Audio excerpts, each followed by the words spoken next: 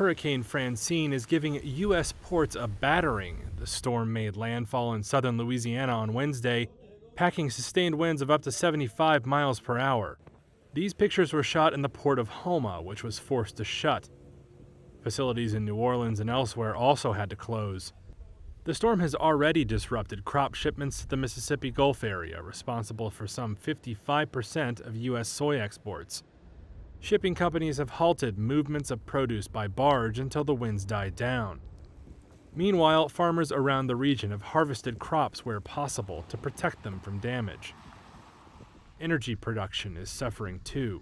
6 refineries in eastern Louisiana were operating with minimal staffing while they rode out the storm. ExxonMobil's facility in Baton Rouge cut output to as little as 20% of normal levels in preparation for the hurricane's arrival. In all, close to 39% of oil production and half of natural gas output in the Gulf of Mexico was offline on Wednesday. A total of 171 production platforms and 3 rigs were evacuated, and that cut around 675,000 barrels per day off oil production in the region. Now, analysts estimate energy output could be affected for about 2 weeks. Later in the day, the U.S. National Hurricane Center said Francine had weakened, downgrading it to a tropical storm. However, it's still expected to raise the risk of flooding across surrounding states, even into southern Alabama and northern Florida.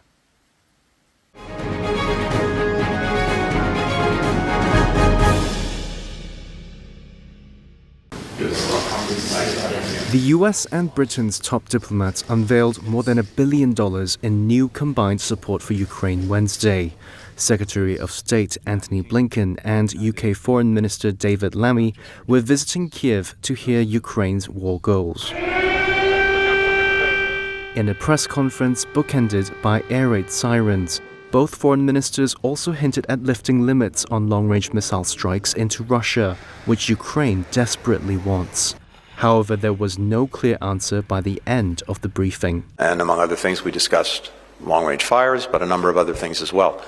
And as I said at the outset, I'm going to take that discussion back to Washington to brief the President on what I heard. I know that David's doing the same. Lammy and Blinken had arrived at a critical juncture in Ukraine's struggle against Russia. Russia has been advancing in the east, putting pressure on Kyiv.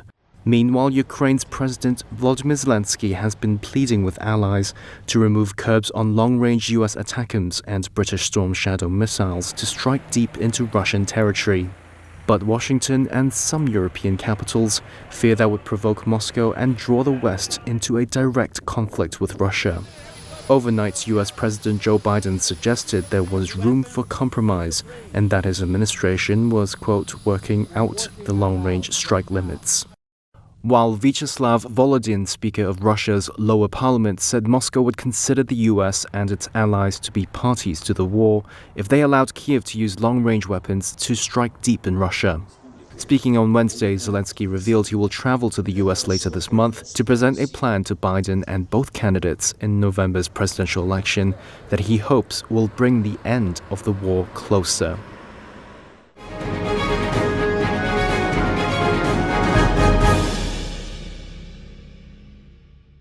OpenAI is in talks to raise a lot more money.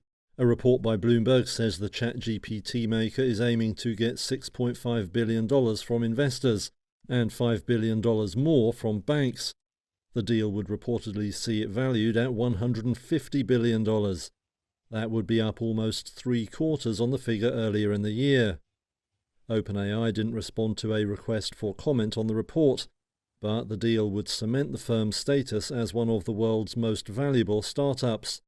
The frenzy sparked by ChatGPT has shaken up the tech sector and global stock markets since it was launched less than 2 years ago. A fresh capital injection would also allow OpenAI to stay private for longer. That is something most hot startups now aim for, avoiding market volatility and the regulatory costs of a public listing. Abundant alternative sources of funding, including private equity, have further dimmed the appeal of share offerings. OpenAI has also been able to rely on strong backing from tech titan Microsoft. Recent reports have claimed Apple and AI chip champion Nvidia could join any new fundraising.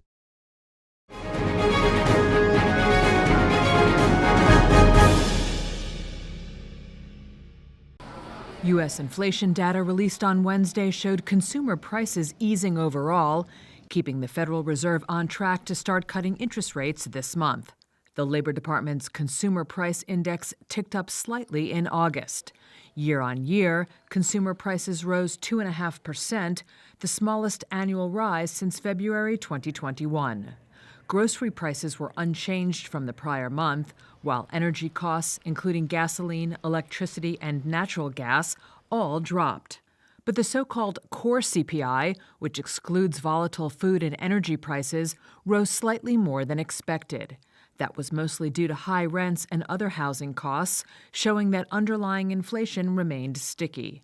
That could discourage the Federal Reserve from delivering a larger half-point interest rate cut when the central bank holds its policy meeting next week.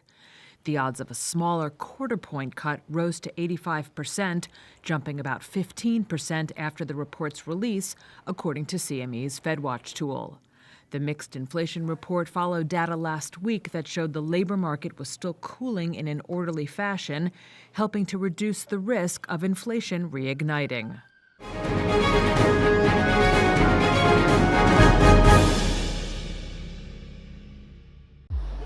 What if robots had artificial muscles? That's the challenge scientists from the ETH Zurich and the Max Planck Institute for Intelligent Systems have decided to take on. Traditional robots typically employ motors to power their movements. Instead, this robotic leg uses artificial electrohydraulic muscles to mimic the action of a human leg. So how does it work? The artificial muscles are oil-filled plastic bags with conductive black electrodes on the sides. When an electric charge is applied, the electrodes attract each other due to static electricity, pushing the oil to one side and shortening the bag. Here is Thomas Buschner, doctoral researcher at the ETH Zurich. When we activate these muscles, the so-called electrohydraulic actuator zips together, which means the electrodes come closer and push the oil to the other side of the actuator. This leads to a contraction and thickening of the muscle, similar to a human muscle. A key feature of the leg's design is the antagonistic pairing of these muscles at each joint. So antagonistic, just like our biceps and triceps, they work against each other. If the biceps contracts, the triceps stretches, and the other way around, the biceps stretches when the triceps contracts. The advantage? It can adapt to the environment without needing sensors to constantly monitor its angle. The electrohydraulic muscle is inherently compliant and can be adjusted in its stiffness purely based on the level of voltage that we apply. This is key when stepping on uneven terrain, and because this dampens the motion while allowing for stability. The research was published in the Nature Communications journal, and while the technology is still in its early stages, the team is already envisioning its potential applications. Buschner imagines a future where battery-powered robots equipped with artificial muscles could be deployed for tasks like rescue operations. The team is now focusing on developing artificial muscle systems to incorporate tendons and joints.